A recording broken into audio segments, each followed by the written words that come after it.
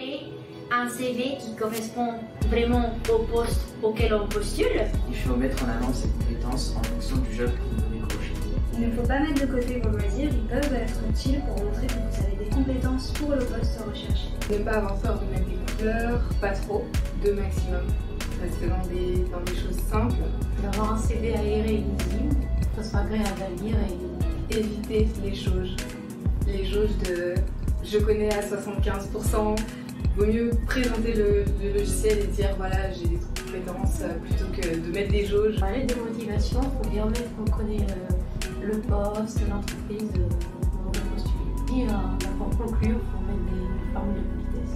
On voit son CV et sa lettre de motivation, il faut relire son mail. Bien penser à nommer ses pièces jointes, pas juste CV ou lettre de motivation, mais ajouter son nom et son prénom dans le titre de la pièce jointe.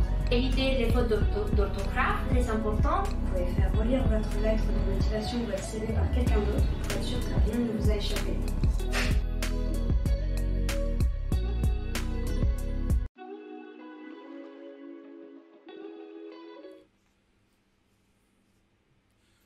Bonjour. Bonjour. Bonjour tout le monde, je m'appelle Amadou Boy, conseiller du CIDG. Bienvenue sur ce live. Nous allons vous présenter aujourd'hui effectivement les opportunités de job étudiants, jeunes qui s'offrent à vous pour cet été. Je suis avec mes collègues Elsa et Valérie. On reviendra sur un certain nombre de points censés effectivement vous donner des pistes pour trouver le job d'été le plus adapté pour vous. Moi, je m'en vais dans un premier temps effectivement vous préciser 2-3 choses.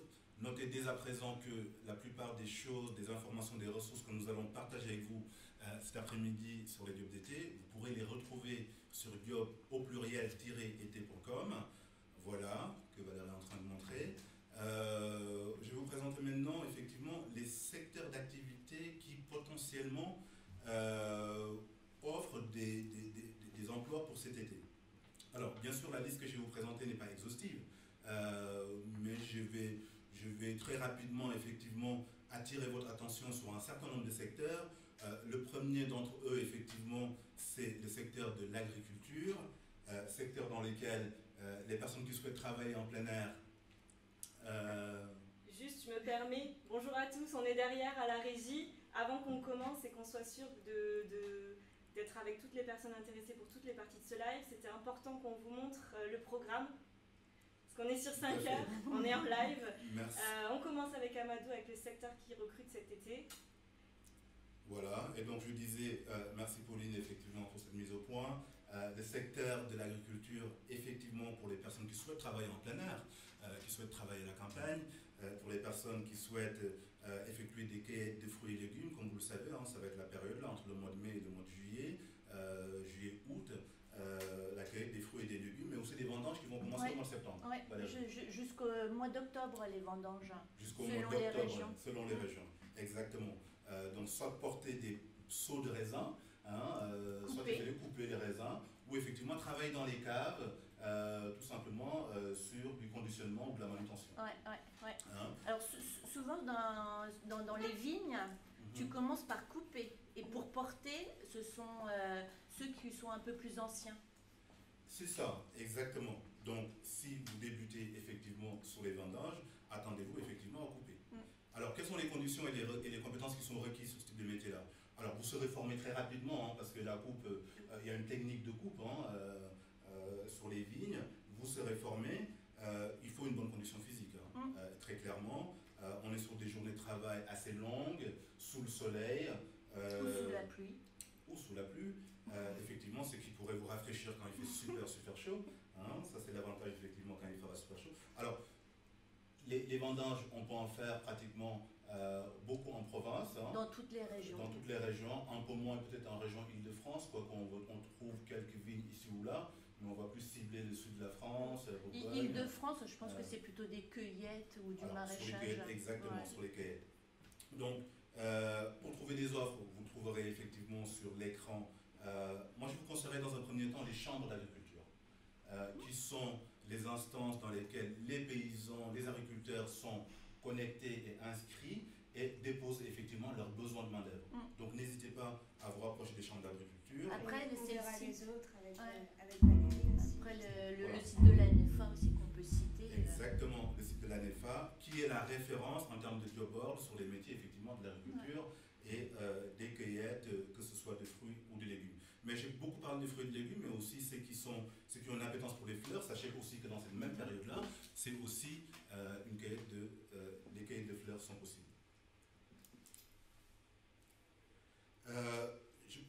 Je voulais aussi vous présenter le secteur de l'animation des clubs de vacances et, du secteur du sport. Oui, je pense que c'est le deuxième gros secteur qui recrute pendant les vacances. Exactement. Beaucoup sur le site Job d'été, des offres sur l'animation, donc allez voir notre site. Exactement, sur les job boards, effectivement, job-été.com est la référence pour lister les opportunités d'emploi dans le secteur de l'animation, énormément. Alors, le secteur de l'animation, là, j'ai regroupé un peu tout ça dans le même secteur, mais juste une petite précision importante, on est sur des métiers qui demandent des certifications. Le BAFA, sans le BAFA, il n'est pas possible effectivement d'aller encadrer des enfants ou des adolescents en centre de loisirs, en club de vacances ou sur des activités sportives. Alors le BAFA, Valérie? BAFA, je fais une parenthèse parce que c'est hyper important. Souvent on dit bah oui, mais c'est payant. Sachez que vous pouvez être aidé pour le BAFA.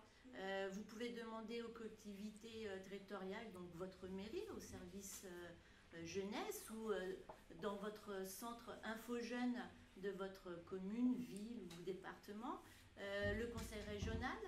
Et depuis cette année, il y a également une aide de 200 € cumulable avec les autres. Elle sera déduite automatiquement sur les frais de votre organisme.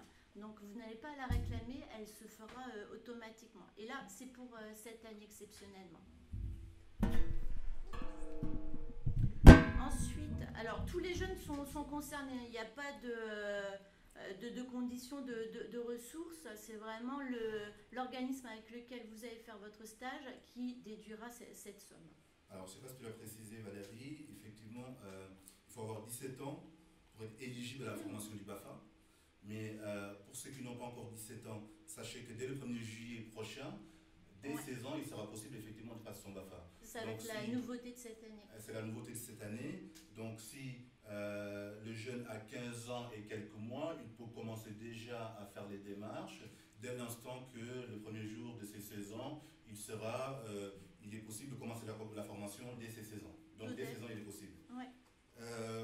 Alors, c'est toujours en plus aussi sur les métiers de l'animation du sport de passer les attestations de premiers secours, bien évidemment, comme les PCS, qui sont là aussi des attestations de prévention, surtout quand on travaille avec des enfants, effectivement, ce qui permet effectivement de leur apporter une aide en cas de besoin. Alors, les compétences qui sont requises dans ces secteurs-là, travail en équipe, parce que quand on s'occupe d'enfants, on est plusieurs animateurs, on met en place effectivement des activités pédagogiques, récréatives, et l'idée c'est que effectivement cette compétence sociale-là est requise dans ces activités-là. Alors, beaucoup d'animateurs sont recrutés par les mairies. Ouais. Il faudra préciser que pour travailler en général dans les municipalités, dans les mairies, il faut avoir un casier judiciaire vierge. Avec les enfants, généralement, avec les également. Enfants, effectivement, ils veulent s'assurer qu'il faut montrer pas de blanche. Oui, bien sûr. Tu parlais de compétences, c'est le sens des responsabilités. Je pense que c'est important de le faire valoir. Exactement, exactement. Et puis voilà, pour les parents, c'est important de savoir qu'effectivement, il n'y a pas d'historique en termes de condamnation ou ici ou là. Voilà. On a cité le BAFA, mais on peut également citer le brevet de surveillant de baignade, puisqu'il se prépare également à partir de 17 ans. Donc devenir surveillant sauveteur, c'est vraiment une période pendant l'été. Ceux de cette qualification comme le BAFA, ce n'est pas un diplôme, mais c'est un atout pour pouvoir travailler. Et le brevet de surveillant de baignade permet de surveiller les baignades des enfants en accueil collectif. Donc c'est très différent de maître nageur ou sauveteur. Là, c'est vraiment spécifique. C'est une qualification en plus du BAFA, un petit peu, pour surveiller au niveau des plans d'eau. C'est ça. On peut aussi préciser sur l'animation, avant de finir, c'est que les étudiants en STAPS qui ont validé une deuxième année sont éligibles effectivement pour occuper des fonctions d'animateur dans les centres de loisirs, dans les clubs de vacances. Oui. Donc l'étudiant en STAPS ou en sport peut effectivement postuler en tant qu'animateur dans le scolaire, dans les clubs de vacances, mais aussi dans les centres de loisirs gérés par les mairies. On peut parler aussi du BPGEPS, même si là on est sur un diplôme qui est un peu plus professionnel. Le jeune qui vient de le valider, effectivement, il faut 17 ans pour le passer. Ouais. On est sur une activité, sur un diplôme qui permet d'être plus sur un projet éducatif, mais toujours dans le domaine du sport et de l'éducation, avec des emplois qui sont beaucoup plus pérennes, effectivement. Donc les personnes qui en sont titulaires peuvent effectivement envisager même, voire prétendre même à de l'encadrement d'une équipe d'animateurs dans le secteur des vacances. Mais le BAFA et le brevet de baignade permet justement après de se diriger peut-être vers le BPGEPS. Ça peut être un atout aussi, et ça vous permet aussi de découvrir un peu le secteur et les compétences. Apprendre à se connaître. Tous ceux qui ont un très bon niveau en natation, il y a également le brevet national de sécurité et de sauvetage aquatique. La formation elle dure 7 jours à partir de 17 ans, et là c'est vraiment dans les activités de sauvetage. On n'est pas uniquement sur je surveille un plan d'eau pendant une colonie de vacances. Là c'est vraiment un certificat de surveillance de plage, de piscine, mais avec un objectif d'aller sauver si besoin. Tout à fait. Là, je pense que tu as fait le tour de... Ah oui, sur l'animation, là, on est pas mal. Et si vous avez des questions, n'hésitez pas à les poser dans le chat en même temps. Oui, parce que derrière, il y a Amandine qui surveille toutes les questions posées sur le chat, qui vous répond en direct. Il y a Pauline qui orchestre les différentes transitions, qui nous rappelle à l'ordre quand on tape trop souvent dans le micro. C'est ça, désolé si parfois... Ou les pieds, comme je le fais depuis tout à l'heure. Et puis... Qui rappelle la timeline aussi. Voilà. Pour ceux qui nous rejoignent maintenant. La même équipe que l'année dernière. Je ne sais pas s'il y a des fidèles, mais... Voilà, donc là, on est en train de vous présenter les secteurs qui recrutent cet été en 2022, là, cet été. On vient de présenter les secteurs de l'animation et de l'agriculture. On va poursuivre effectivement le panorama de ces secteurs-là qui recrutent. Je vous rappelle juste qu'il y aura un point tout à l'heure sur comment préparer sa candidature. Son CV, c'est la démotivation. Comment travailler ces outils-là pour se présenter aux employeurs. Mais on verra aussi tout à l'heure quels sont les conseils pertinents, les conseils performants, les conseils qui sont gagnants, qui permettront effectivement de convaincre, parce que les volumes d'offres sont importants, mais l'employeur a toujours un souci, c'est de recruter la bonne personne.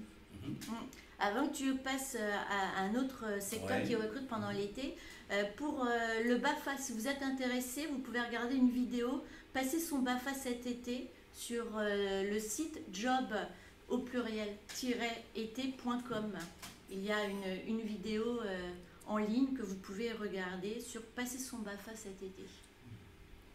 Maintenant, je vais vous présenter un secteur qui, si vous avez une grosse appétence pour la relation client, pour la polyvalence, pour les tâches polyvalentes, les métiers du commerce et de la grande distribution. Alors là, il y a des grosses enseignes pendant l'été qui ont des gros besoins. Alors là, les métiers ou les fonctions ne sont pas précises. Les grandes enseignes sont à la recherche, effectivement, d'employés libre-service, c'est le terme. Employés polyvalents. Employés polyvalents libre-service, qui permettent effectivement d'occuper des tâches diverses et variées qu'on peut imaginer effectivement dans un business unit, enfin dans un centre commercial, comme Auchan, Carrefour, Monoprix, Franprix et autres. Ça part du... Alors, là où je voudrais attirer l'attention justement des candidats potentiels, c'est qu'ils ne pensent pas que quand les grandes surfaces recrutent, c'est juste pour s'installer à la caisse, taper sur des boutons et encaisser des produits. Ça peut être une activité à terme, effectivement, c'est une des activités possibles, mais il y aura du rangement. Il y aura des activités qui permettront de mettre des étiquettes sur des produits pendant des heures. Ce n'est pas l'activité la plus intellectuelle, mais c'est des besoins. C'est déballer, ranger. C'est ça, ranger énormément, effectivement. Il y a du conditionnement. C'est renseigné également de temps en temps dans les rayons. Dans les rayons. Alors là, effectivement, après, en fonction de la taille des grandes surfaces, effectivement, la polyvalence est beaucoup plus importante. Bien évidemment, qu'on est dans une grande surface, Carrefour, effectivement, on peut supposer qu'il y aura de la polyvalence, mais avec des tâches bien précises. Quand on est sur un petit Carrefour City, en plein quartier ou en pleine ville, effectivement, on peut supposer que la notion de polyvalence est importante. Alors, les conditions qui sont requises pour travailler dans ces secteurs-là, du commerce, alors je parle de grande distribution, mais aussi, je vais en parler tout à l'heure, tous les magasins de prêt-à-porter, hein, mais je préfère mettre en focus quand même sur la grande distribution, parce que c'est là où on a senti une tendance assez forte, un besoin assez important. Alors, comment trouver? Tu le disais tout à l'heure, Valérie, aller directement voir les managers, il n'y a pas meilleure façon. Ouais. Effectivement, il y a les sites, on en parlera tout à l'heure, éviter les heures de pointe, hein, le centre d'après-midi à 18h. C'est pas la peine, c'est pas la peine d'aller les déranger parce qu'ils ne vont pas être à notre écoute. Ils vont plutôt prendre gentiment le CV et le mettre dans une poche et passer à autre chose. Ce qui serait dommage. Donc, donc il faut vraiment bien choisir son horaire. C'est ça, se renseigner sur le manager, sur le responsable du magasin, prendre le temps de l'approcher 30-40 secondes, se présenter rapidement à lui, je suis étudiant, je suis étudiant sur les métiers du commerce, cet emploi-là permettrait, serait un tremplin intéressant pour m'habituer un peu sur la relation client. J'ai pas peur de la polyvalence, je sais effectivement ce que vous recherchez, je suis prêt à ranger, à tenir la caisse, à mettre les étiquettes, voilà mon CV, n'hésitez pas à me rappeler. Donc ça c'est vraiment le premier moyen d'approche, c'est contacter les managers et les chefs de rayon, bien évidemment. En termes de conditions et de compétences aussi, juste préciser que les débutants sont acceptés sur ces métiers-là. Hein. On est sur des métiers où très rapidement l'adaptation au poste, si on a de la volonté. C'est pour ça qu'on conseille régulièrement d'aller directement se présenter, pour montrer qu'on est déjà volontaire, comment on va s'exprimer avec la clientèle.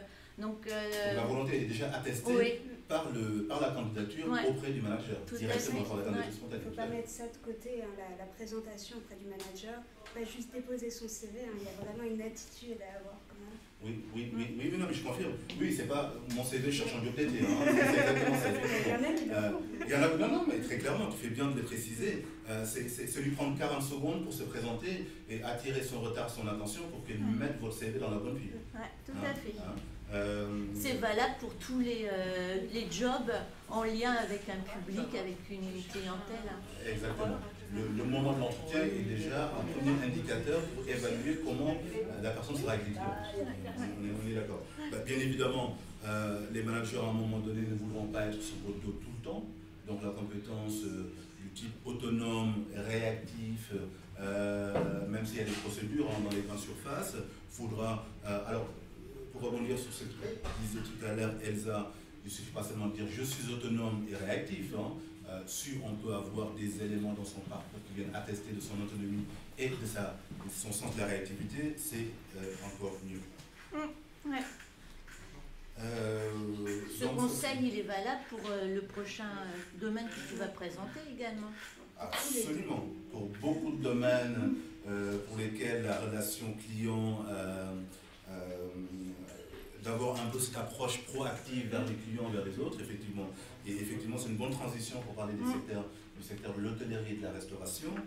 Comme vous le savez, ça a toujours été un secteur recruteur quand même d'étudiants pour les jobs d'été. Pendant l'année scolaire, ils recrutent des jobs étudiants, ils recrutent beaucoup d'étudiants sur les jobs étudiants. Mais aujourd'hui, juste vous préciser qu'on est sur un secteur qui est tellement en souffrance en termes de recrutement, hein, très clairement, que même les emplois qui sont les plus qualifiés, ils sont prêts effectivement à recruter des jeunes qui n'en sont pas du sérail, qui n'ont pas de compétences spécifiques. Je parle même de cuisine, encore le service. Le serveur, on peut se former sur le poste très rapidement, être aide-serveur et petit à petit monter en compétence, aller prendre les commandes et les débarrasser. Mais même sur les postes de cuisinier ou d'aide-cuisinier dans un premier temps, ou employé polyvalent de cuisine, c'est des demandes qui sont assez fortes. Donc n'hésitez pas effectivement là à aller faire acte de candidature dans le secteur, dans les hôtels, qui ont des restaurants, aussi, mais aussi dans les restaurants, parce que les besoins sont assez importants.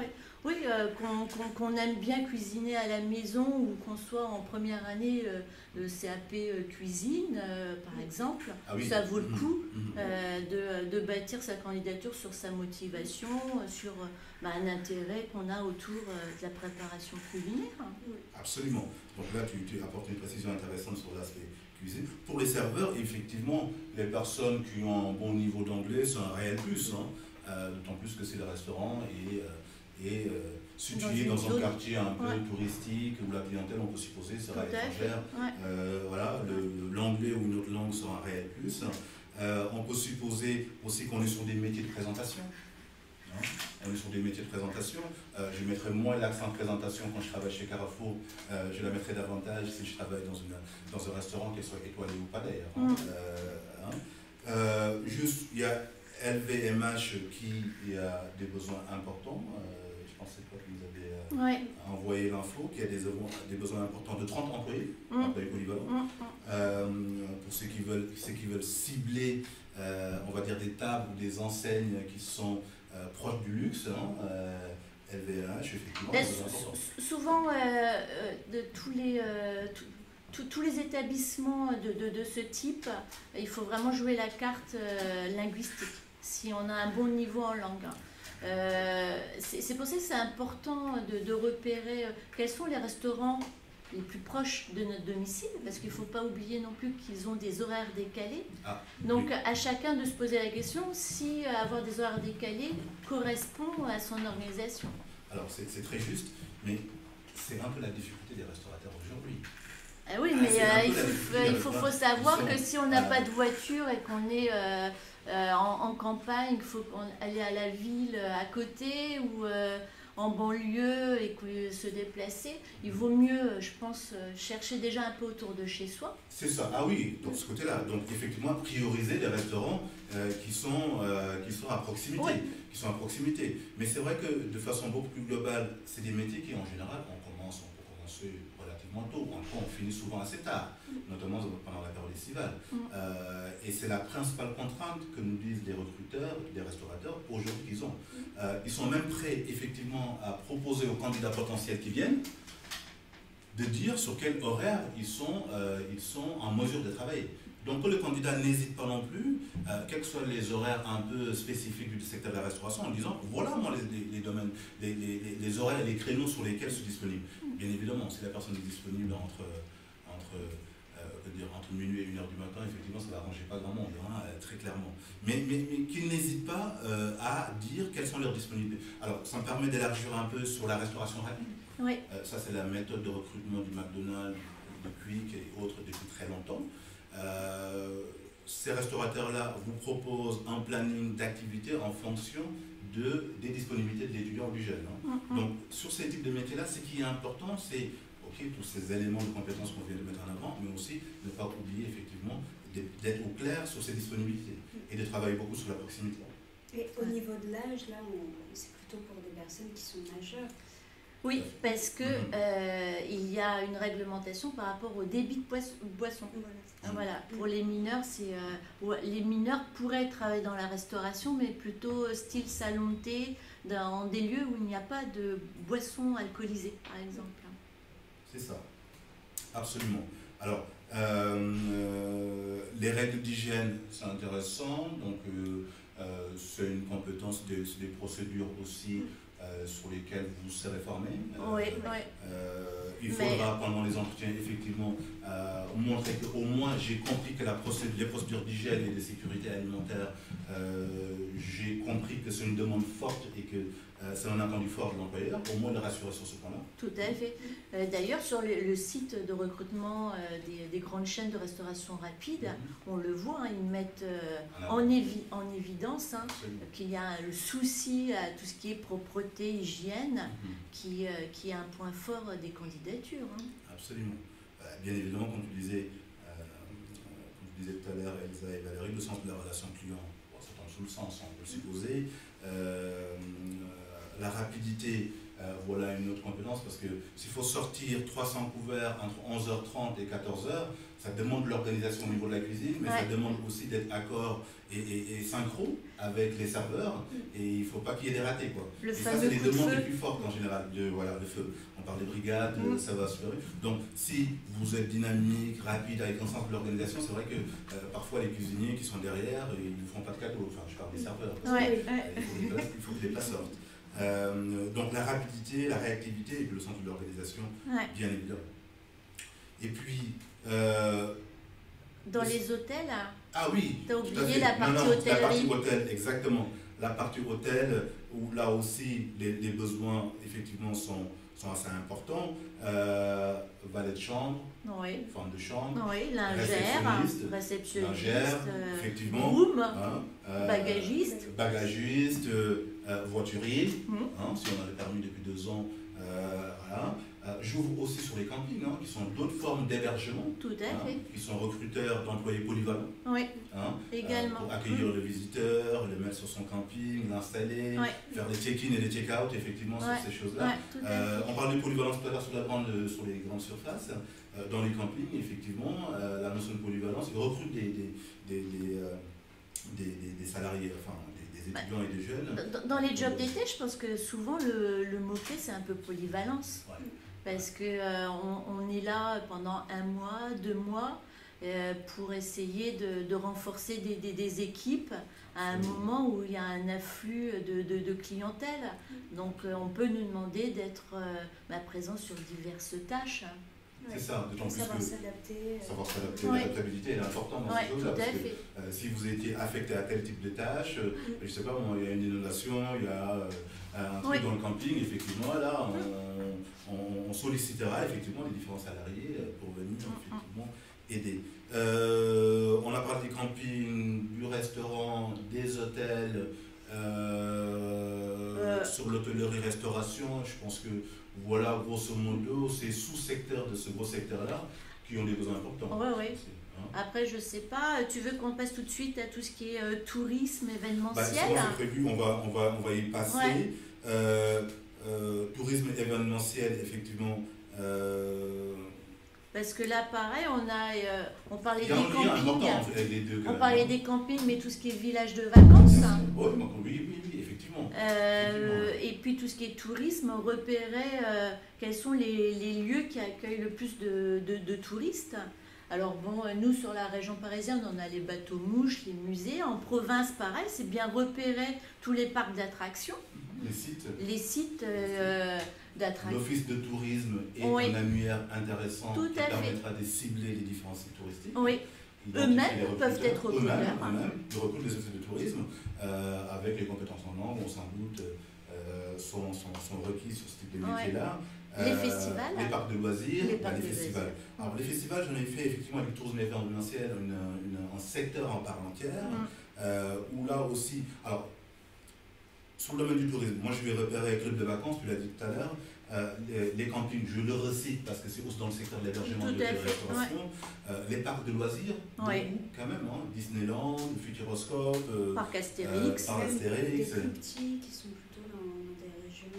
Exactement, le parc de loisirs de Cergy, par exemple, en Ile-de-France, pour ne citer que celui-ci, est un parc assez important, mais moyen par rapport aux grosses enseignes comme Astérix et autres. Tous les aquariums dans les diverses régions. Chaque région a sa particularité. C'est pour ça, lorsque vous êtes dans une région, informez-vous de ce qui se passe dans votre région pendant l'été. Ça peut être un bon indicateur. Si vous ne trouvez pas de job, vous savez comment occuper votre été. Et si vous trouvez un job, vous savez où vous pouvez postuler.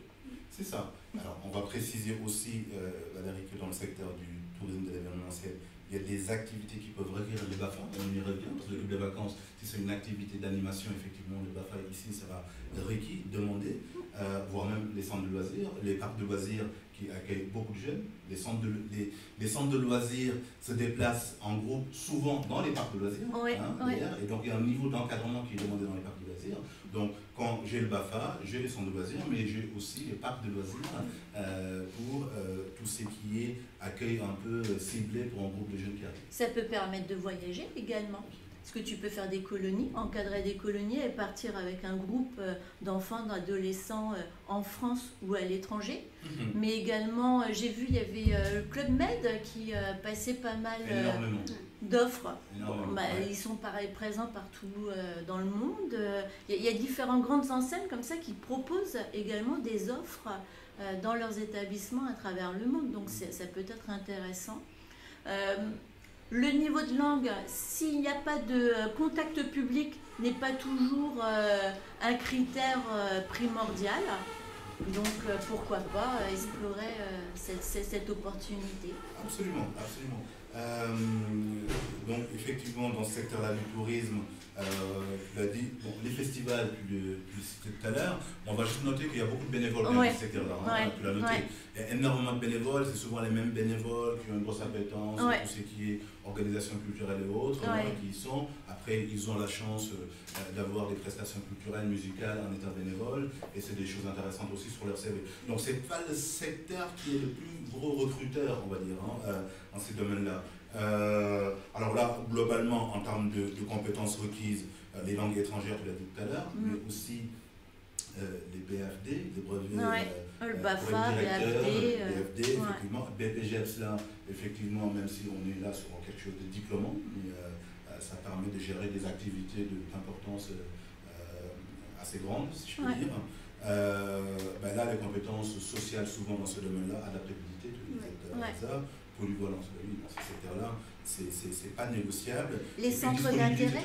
Ah oui. Là, il faut être au clair avec sa période de disponibilité. Parce que là, on est vraiment sur une activité où on est au service de gens qui ont payé très cher pour qu'on s'occupe d'eux, quoi. Enfin, pour résumer un peu la chose. Et les journées sont très longues. Et les journées sont très longues. Et les nuits sont courtes. Sont très courtes. Et souvent, les personnes quand même sont hébergées souvent sur les coupes de vacances. Tout à fait. Ça a un intérêt. Oui. C'est un gros avantage. C'est un gros avantage. Je ne vois pas d'ailleurs comment ils pourraient faire autrement, parce que ça aurait été compliqué. Et du coup, pour les candidats, je pense que ils doivent vraiment avoir une attention sur la rubrique centre d'intérêt. Parce que si vous avez une pratique culturelle ou une pratique sportive, ça peut être également un plus dans l'animation pour créer des ateliers de loisirs. Absolument. Oui, effectivement. Si je joue au volley, j'imagine que l'atelier, le petit volley, on peut vous le confier, du fait de l'expérience. Ou pour monter des petits spectacles, souvent dans ces clubs de vacances, il y a des spectacles. Voilà. Donc si on a une âme de one-man show, one-woman show, si on sait faire des tours de magie, je pense que tout ça, ça peut être mis en avant pour participer à la réussite des vacances des touristes. Bien sûr. Alors sur ce secteur-là, est-ce qu'on parle des musées qui ont des recrutements aussi assez spécifiques, qui requièrent des compétences similaires à beaucoup qu'on vient de citer, mais si on a une appétence quand même, bon, les étudiants en art, on va supposer qu'ils sont en pole position sur ces métiers-là, parce qu'à un moment donné, c'est pas seulement surveiller des œuvres et rester statique, il peut arriver effectivement de faire des ateliers, sur les expositions, ce genre de choses. Exactement. Il faut quand même avoir un intérêt, et encore une fois, les centres d'intérêt sont très importants, il ne faut pas les négliger. Et quand c'est étudiant en art, on peut supposer que voilà, c'est quelque chose qui sera non seulement en job d'été, mais lui intéressant sur le CV pour quiconque, effectivement, pour l'étudiant qui souhaite effectivement travailler plus tard dans les métiers de la culture.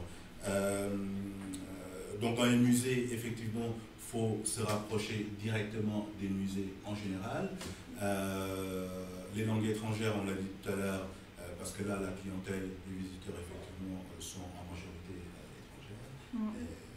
Les visiteurs sont étrangers en majorité.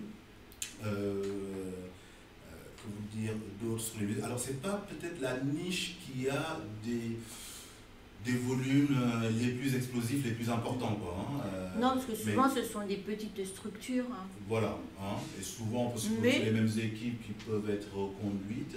Mais si j'ai un intérêt pour travailler dans tel ou tel musée, voilà, je fais la démarche auprès du conservateur du musée, du manager, effectivement. Oui, on ne sait jamais. Surtout, je pense que pour les jobs d'été, on le reverra dans la seconde partie, mais le fait d'apprécier de réaliser ce job, d'aller vers des endroits où ça nous plaît, je pense que ça peut également nous aider à convaincre l'employeur. Et puis, c'est peut-être pas plus facilement. Voilà, voilà. Quand telle activité, ce que je fais souvent en termes de loisirs ou d'activités extrascolaires ou professionnelles, c'est vrai que je peux en parler avec une expertise beaucoup plus convaincante. Tout à fait.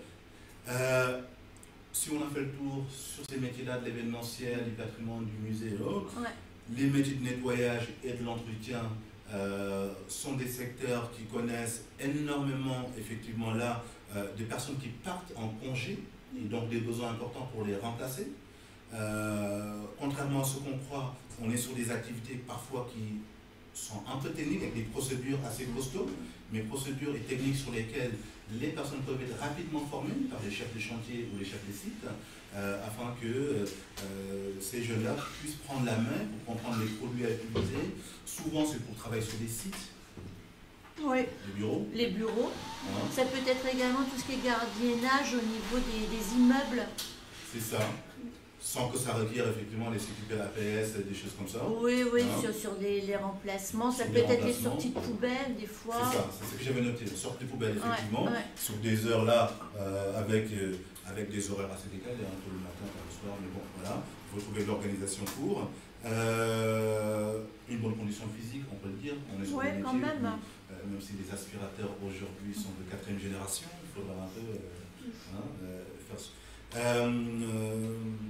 Il faut être mobile parce qu'on peut travailler sur plusieurs sites. On peut commencer à 6 h du matin dans l'Essonne et peut-être faire après 2 heures effectivement dans le centre de Paris. Pour trouver des jobs dans ce domaine-là, on y reviendra tout à l'heure. Les agences d'intérim sont effectivement les canaux les plus adaptés et les plus efficaces. D'autant plus que sur l'intérim, sur un job d'été, on gagne beaucoup plus quand même. Je veux dire, parce que là, il y a les indemnités de fin de contrat. C'est beaucoup plus intéressant pour un étudiant qui trouve un job d'été par l'intérim. Trouver 2 mois dans le nettoyage avec une agence d'intérim, c'est pas la même chose que de travailler pendant 2 mois alors que j'ai signé un contrat avec une agence. Oui, ce sont des contrats spécifiques. Avec des trucs de précarité autour du salaire qui gonflent un peu. Bon, ça c'est intéressant effectivement de préciser. Après, sinon, c'est regarder sur les sites internet des grandes entreprises de nettoyage industriel. Exactement. Ou alors aller demander au gardien habituel ou à la gardienne habituelle comment présenter ou son bailleur. Oui, tout à fait. Alors sur le nettoyage, il y a quelque chose d'intéressant aussi, c'est le nettoyage des avions. Qui parfois peut-être. Alors ils recrutent, par exemple le serveur.fr, tout ce qui est nettoyage d'avion, mais quand on va à l'aéroport par contre il faut rentrer date blanche là aussi, il faut avoir la carte sécurité avant d'y rentrer, mais on peut supposer que ça a un côté peut-être un peu plus dépaysant, même si on ne s'envole pas de l'avion, mais le fait de nettoyer c'est peut-être beaucoup plus intéressant que... Il y a des aéroports dans beaucoup de régions. Il y a des aéroports dans beaucoup de régions, donc là du coup, quelle est l'entreprise qui s'occupe effectivement du nettoyage des avions? Là j'ai serveur.fr qui effectivement semble être un acteur qui recrute effectivement des jeunes dans ces domaines-là. Surtout, n'hésitez pas à vous rendre au CIDJ pour les personnes en Île-de-France ou en province. Il y a un centre information jeunesse proche de chez vous. Ce sont vos interlocuteurs pour vous aider à repérer si vous êtes en panne d'inspiration pour savoir qui recrute qui et où. Donc sur le nettoyage, alors juste dernière précision sur le nettoyage des entretiens, possible aussi dans le métier que je le disais tout à l'heure, un nettoyage industriel. Parce que parfois sur les fins de chantier, avant que les finitions soient faites, effectivement, il y a un protocole de nettoyage assez spécifique. Donc pour ceux qui veulent le faire dans un environnement plutôt BTP, c'est quelque chose qui est possible. Toujours les agents d'intérim, voire même aller se rendre dans les chantiers qui sont en cours de livraison, si je peux dire, et demander le chef de chantier, le conducteur de travaux, identifier l'agent d'intérim avec laquelle il travaille, faire toute cette démarche-là de prospection, de démarchage qui permet d'identifier. Voilà, souvent, il faut prospecter, ça se prépare. Voilà. Et comme tu disais tout à l'heure, je pense qu'aujourd'hui, un employeur est beaucoup plus sensible dans une candidature quand celle-ci se présente à lui, avec les culots, de décrocher un temps, de lui parler, de venir avec son CV, de se présenter. Et voilà, je pense que l'employeur enregistre ce fait-là. Oui, parce que tout de suite, ça envoie un signe positif. Mais c'est une personne qui est débrouillarde, elle ose. Prise d'initiative. Prise d'initiative. Il y a plein de qualités qu'on va rechercher pour un candidat à un job d'été. Donc, pour moi, c'est vraiment une carte gagnante. Aller directement se présenter quand c'est possible. Bien sûr. Même s'il y a des sites qu'on partage avec vous sur les jobboards et sur job-et-t.com, ça n'empêche pas effectivement de compléter son mode de candidature en se rendant chez les employeurs. Les services à la personne, les métiers de garde, également. S'occuper de personnes là, c'est un autre secteur aussi que je voulais mettre en avant. S'occuper de personnes âgées, d'enfants, d'animaux, c'est pas des personnes. Avec de différences à domicile ou en structure. À domicile, en structure, absolument. Précisons quand même que la plupart de ces métiers-là sont des métiers qui requièrent des diplômes réglementés. Oui. Mais les besoins restent quand même tellement importants. Mais par exemple, brancardier, on ne te demande pas de diplôme. On ne demande pas de diplôme. On est d'accord, dans les hôpitaux, tu es là, brancardier dans les hôpitaux. Oui. Travailler au domicile des personnes chez des particuliers. Et là, je pense aussi emploi particulier, effectivement, le diplôme est requis, mais il y a quand même des emplois qui sont proposés parce que les personnes qui partent en congé cet été, qui sont diplômes d'état d'accompagnant éducatif, l'auxiliaire de vie, en général, il peut avoir un étudiant, une étudiante, ils n'ont pas le temps d'aller chercher, d'autant plus que les auxiliaires de vie croulent sur les propositions. Donc, un étudiant qui a une appétence sur les métiers de la relation d'aide, sur les métiers de garde, peut se positionner effectivement sur ces métiers. Là, je pense effectivement sur les personnes âgées, mais plus quand même au domicile. Alors, dans les structures, ça peut être aide-service, c'est du nettoyage. Oui, de l'animation. Ça peut être de l'animation, ça peut être de l'accueil. Ça peut être de l'animation, ça c'est intéressant de les souligner parce qu'effectivement, Robert Debré, qui est un hôpital par exemple spécialisé pour les enfants, en centre scolaire, des activités éducatives régulières pour les enfants qui sont hospitalisés parfois pendant longtemps. Donc effectivement, il y a des éducateurs, donc pour ceux qui veulent travailler dans le milieu hospitalier, c'est possible, absolument. Et dans les EHPAD également. Dans les EHPAD, effectivement. Les enfants, alors pendant l'été, il n'y a plus d'école, on peut supposer que les besoins en garde d'enfants pas, mais bon, les enfants quand même, les parents quand même font du travail, ils n'ont pas de bonnes vacances. Oui, tout à fait. Le babysitting, ça ne sera pas sorti d'école, mais ça va plutôt les garder. Toute la journée, tout à fait. Exactement. Et là, je voulais mettre en avant une agence qui s'appelle Speaking Agency, pour les personnes qui ont même pas un super bon niveau d'anglais, mais qui ont juste un bon niveau d'anglais, un niveau intermédiaire, qui permettent effectivement de pratiquer leur langue tout en gardant les enfants, parce que le but de cette garde, c'est de proposer des activités éducatives en anglais, avec une mallette éducative pour initier les enfants à la pratique de la langue. Donc les parents, ils sont gagnants de faux, parce que c'est une garde d'enfants classique, sans doute, mais pendant cette garde, effectivement, il y a une activité linguistique autour de la langue. Et il ne suffit pas d'être totalement bilingue d'ailleurs.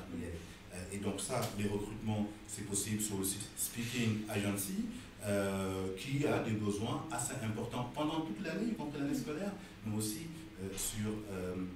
pendant la période estivale. Oui, c'est intéressant si tu ne veux pas partir en tant que jeune fille ou jeune homme au père. Tout à fait. Donc avec d'autres sites, alors les secteurs de la garde, alors sur les animaux effectivement, beaucoup des personnes s'absentent, tout simplement, ou sont au travail, ou sont en vacances tout simplement, et il y a des pet sitters qui peuvent venir chercher les animaux, les balader, leur donner à manger. Alors les compétences, il faut les aimer, je pense. Je pense. Oui, parce que sinon ils te mordent les chiens si tu les aimes pas. Je pense s'adapter à son comportement, apparemment c'est un secteur qui se développe pas mal et qu'il y a des besoins ici ou là avec des sites comme holidog.com ou holidog.com qui il y a dogsitting.fr dogsitting aussi .fr. Alors on est sur des métiers souvent où les mineurs sont positionnables, il est possible de travailler. Alors, la législation n'est pas très claire sur cette activité-là, mais les mineurs qui aiment les animaux peuvent, parfois c'est des petits animaux de compagnie, là je parle des chanteurs, mais ça peut être... Ou aller donner à manger aux poissons rouges. Voilà. Et en même temps, tu arroses les plantes. Oui, on peut aussi faire la garde pour les plantes. Ah oui, ça, aussi j'ai pas noté ça. Oui. Bah, il faut leur parler aux plantes, sinon elles s'ennuient pendant tes vacances. Mais à ce moment-là, moi je mettrais peut-être plutôt une annonce chez mon boulanger, les commerces de proximité. Donc on est sur du réseau là. Ou alors dans les boîtes aux lettres, je mettrais petite... Le boulanger, très bien, le boucher du coin, le bistrot dans le quartier qui croise beaucoup de monde. Hein. Et d'ailleurs, sur le job d'été, c'est une parenthèse, tu vois.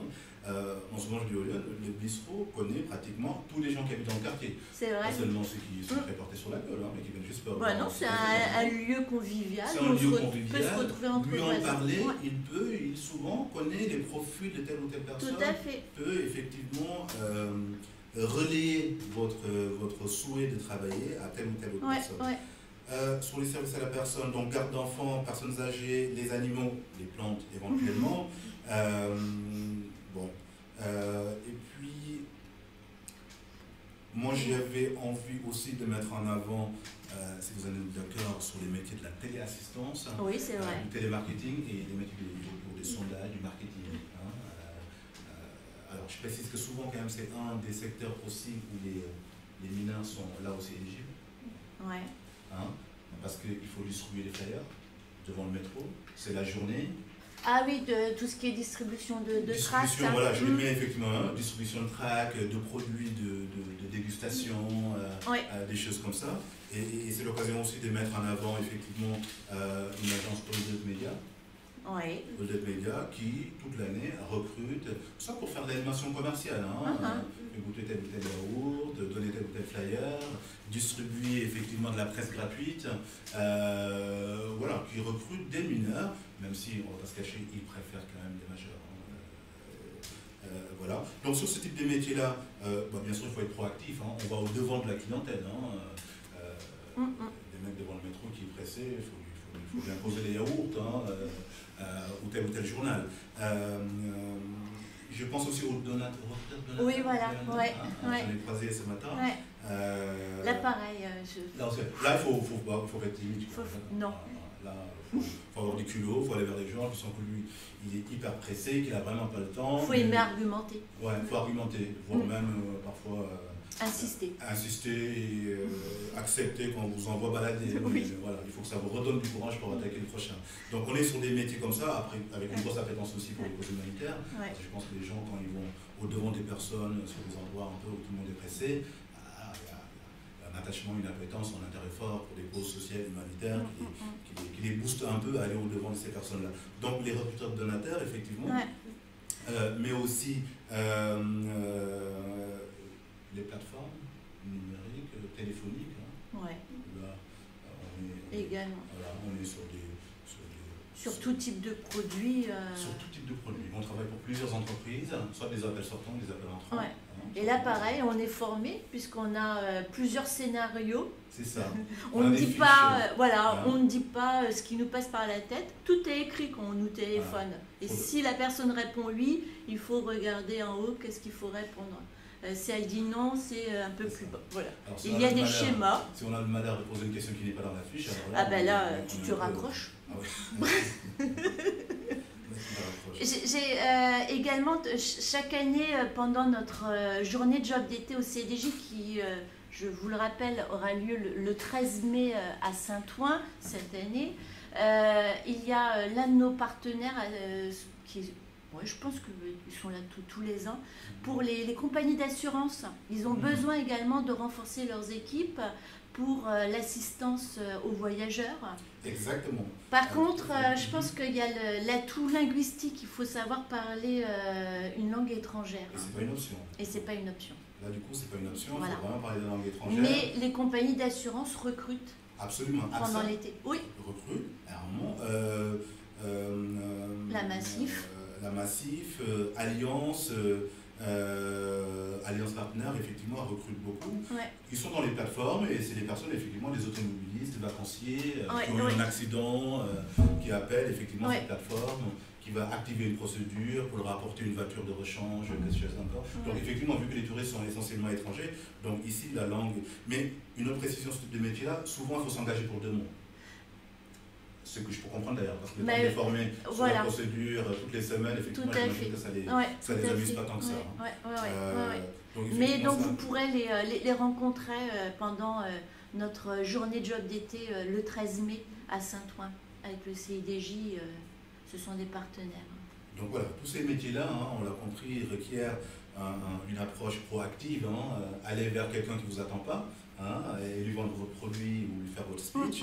Donc voilà, ça requiert quand même certaines personnes. Voilà, ou aimer les challenges, comment trouver la solution pour la personne qui est en panne sur l'autoroute. C'est ça. Ou qui a eu un petit incident pendant une sortie de rafting. C'est ça. Que sais-je. Donc, là je regardais. Ouais, là je voulais mettre en avant, après vous me direz ce que vous en pensez, les métiers du transport. Oui, c'est vrai. Les choses se sont beaucoup ubérisées, donc là les métiers du transport en termes d'utilité, les besoins sont énormes. Sur une question d'éthique, c'est autre chose, mais en tout cas, il y a les vélos, ils pédalent, ils travaillent. De plus en plus. De plus en plus. Mais aussi les métiers de la logistique. Transport logistique, je pense aux courses, livraison pour repas. Déjà, oui, tout ce qui est portage à domicile également. Portage des repas. Tout à l'heure, on a parlé des services à la personne, mais on aurait pu citer cet exemple. Oui, les personnes à mobilité réduite d'ailleurs. Également. Mais tout ce qui est e-commerce. Tout ce qui est e-commerce. Tout ce qui est e-commerce, tout à fait, absolument. Tout ce qui est e-commerce. Et donc livrer du courrier, livrer du repas, livrer des colis, faire de la manutention. Et là je pense vraiment sur la logistique, pas seulement dans les grosses enseignes qui font de la manutention, faire du déménagement. Une grosse période de déménagement. Une grosse période de déménagement pour les personnes qui n'ont pas de problème lombaire. Donc les choses sont beaucoup plus techniques, mécanisées, ils portent de moins en moins quand même. Mais les chariots, enfin pas les chariots, mais les trucs élévateurs. Élévateurs, oui, quand tu es en étage. C'est ce qui m'amène à parler un peu de certification comme le CACES d'ailleurs, qui peut être utile pour certaines de ces machines-là, mais aussi pour travailler justement à la FNAC, à la service de manutention. Certaines machines, pour les utiliser, il faut avoir le CACES qui est un certificat, je ne me rappelle plus du nom, une attestation qui permet d'avoir l'autorisation d'utiliser certains engins. Ah, les transpales, là. Les transpales, des choses comme ça. Oui. Donc je sais que dans la réalité, beaucoup l'utilisent sans avoir le CACES, mais disons que le CACES permet dans la manutention d'avoir énormément de jobs, même pendant l'année scolaire, et de travailler avec les agents d'intérim assez régulièrement. De façon globale, effectivement, pour revenir sur les métiers de la livraison, effectivement, si c'est en voiture, les permis B obligatoire. Ou en véhicule. Les véhicules, j'entends moins les vélos, la moto, enfin, les motos, il y a plusieurs catégories. Il y a de plus en plus de petits commerçants qui ont des vélos cargo également. Oui, donc, ça peut être sympa si on n'habite pas une région très vallonnée. Oui, tout à fait. Les petits commerçants qui ont des vélos cargo et qui ne travaillent pas avec, comment s'appelle la grosse enseigne. Qui commence par A. Qui commence par A, exactement. Et qui directement travaille avec des livreurs qui viennent chercher les produits et les amènent sans passer par je ne sais pas s'ils ont un partenariat avec le réseau InfoJeune. Non, on ne va pas les citer. On n'est pas dans le même système de balade. On ne devrait pas être dans le même système de balade. À voir. Mais bon, s'ils veulent faire un don... Et ces personnes-là, souvent, peuvent avoir le statut un peu d'auto-entrepreneur, quelque chose qui se fait rapidement, et qui va démarcher 2-3 restaurants en disant si vous avez des livraisons, vous n'êtes pas obligé de passer par la grosse plateforme. Voilà mes disponibilités pour faire des livraisons. Ça, c'est quelque chose. Se déclarer auto-entrepreneur, ça peut être une des options, mais je pense qu'il faut bien étudier pourquoi on nous demande de nous déclarer auto-entrepreneur. Il ne faut pas que ça tourne à l'arnaque. Ah oui, le risque, il n'est pas loin. Voilà. Donc on ne s'emballe pas, on réfléchit et on en discute avec les informateurs jeunesse, les conseillers du réseau Info Jeunes, si c'est une bonne option ou pas. Tout à fait, tout à fait. Et pour rebondir sur le déménagement, effectivement, les agences d'intérim. Il y a des grosses enseignes qui sont quand même des agences d'intérim, sont beaucoup recruteurs. Les emplois sont souvent ponctuels d'ailleurs dans des sociétés de déménagement et travaillent très régulièrement avec les agences d'intérim. Ouais. Je déborde un peu déjà sur les autres parties, mais je ne sais pas si tout le monde peut rester un maximum de temps avec nous. Donc j'anticipe sur où et comment chercher, mais j'anticipe d'1 minute. Mais pendant que Amadou présentait tout ce qui est transport, on a parlé de courses, de livraison. J'aime bien, c'est le site lapetitreine.com. Ah oui, elle est magnifique. Il y a emploi vélo. Donc voilà, pour chaque type de job, vous avez également de plus en plus de sites internet dédiés par job. C'est ça. Et pour le déménagement d'ailleurs, il y a csdéménagement.fr voilà. Voilà les secteurs qui recrutent effectivement en France. Vous avez compris qu'elles sont un peu distillées, ventilées dans plusieurs régions en fonction du tourisme, de l'agriculture, telle ou telle zone, en fonction du domaine des cueillettes. Et maintenant, si vous avez des questions, n'hésitez pas. Ouais. Hein, si vous pensez à un secteur spécifique, bien sûr la liste n'est pas exhaustive. Hein, Amandine, tu as des questions? Non, pas de questions pour l'instant, en particulier. On est trop fort, c'est pour ça. C'est ça, c'est clair. Et la suite, mesdames, Pauline, alors, Amandine. La suite, la partie 2, c'est donc job d'été, où et comment chercher. Ouais. Ce sera avec Valérie et Elsa. Mais avant de passer à cette partie-là, on a une petite vidéo à vous montrer de témoignages de jeunes qui parlent de leur job d'été, de qu'est-ce qu'ils ont fait. Il y en a une notamment qui a eu une expérience avec les agences d'intérim. On en a pas mal parlé dans cette première partie, donc ça peut être intéressant pour vous. On regarde ça, ça dure combien de temps, Amandine? Ouais, pas plus de 3 minutes. Ouais, un peu moins de 3 minutes. Nous, on boit un petit coup d'eau, vous regardez, puis on se retrouve juste après pour la partie 2. Salut, alors moi c'est Ilona. Bonjour, je m'appelle Valentin. Bonjour, je m'appelle Maïwen, j'ai 24 ans. Alors moi c'est Robin. Bonjour, je m'appelle Amandine. J'ai travaillé pour la première fois en été, l'été 2021. Donc j'ai été ASH dans les hôpitaux psychiatriques. ASH c'est agent des services hospitaliers. J'ai effectué un job d'été au sein du service Espace Vert de la ville de Champagne-sur-Oise lorsque j'avais 16 ans. Pour mes jobs d'été, j'ai toujours fait de l'intérim. Donc moi c'était dans l'agence Manpower. J'ai travaillé pendant 2 mois à l'été 2018 dans un magasin Truffaut, dans un rayon textile. J'ai fait mon premier job d'été dans un centre de vaccination pendant 3 semaines en tant qu'hôtesse d'accueil. Donc ASH, mes missions c'était de préparer les repas, de faire le ménage et aussi j'ai pu jouer avec les patients, faire des activités avec eux. Et j'avais pour mission principale de m'occuper de l'entretien régulier des arbres, des buissons, du gazon de la ville. La préparation de commandes, ils avaient que ça. Bon, c'est pas bien compliqué, hein, c'est un peu toujours les mêmes missions, ça peut être de l'étiquetage, ça peut être donc sur les chaînes où on fait des colis, des remplissages de commandes, de cartons. Je devais vendre des vêtements de différentes marques comme Armor Luxe.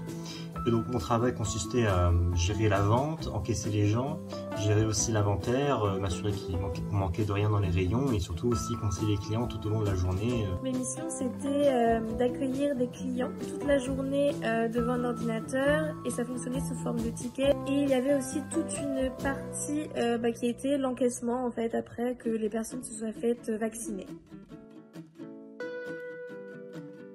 J'ai appris plein de choses sur la psychiatrie, l'équipe était super cool avec moi et c'était cool. C'était une expérience très positive car j'ai pu apprendre la rigueur et l'attitude à avoir dans le monde de l'entreprise. Voilà, l'avantage c'est tu as des primes de précarité, vu que du coup des fois tu commences tôt, bon ça dépend toujours de tes horaires. Moi je sais que dans mon agence je pouvais appeler et dire que je voulais des horaires classiques, 8h, 16-17h. Voilà, donc c'était un job assez calme, pas trop de contraintes, pas très compliqué à faire. Deuxième point positif, on gagne de l'argent. Donc on peut commencer à payer son permis, commencer à payer sa voiture. C'était mon premier job d'été et ça m'a permis de découvrir un peu le monde de l'entreprise. Donc on a un contrat, on est un salarié, un CDD et ça donne confiance et ça donne envie de continuer à travailler, pas forcément dans le secteur où on est pour le job d'été, mais voilà, de s'intégrer dans le monde de l'entreprise.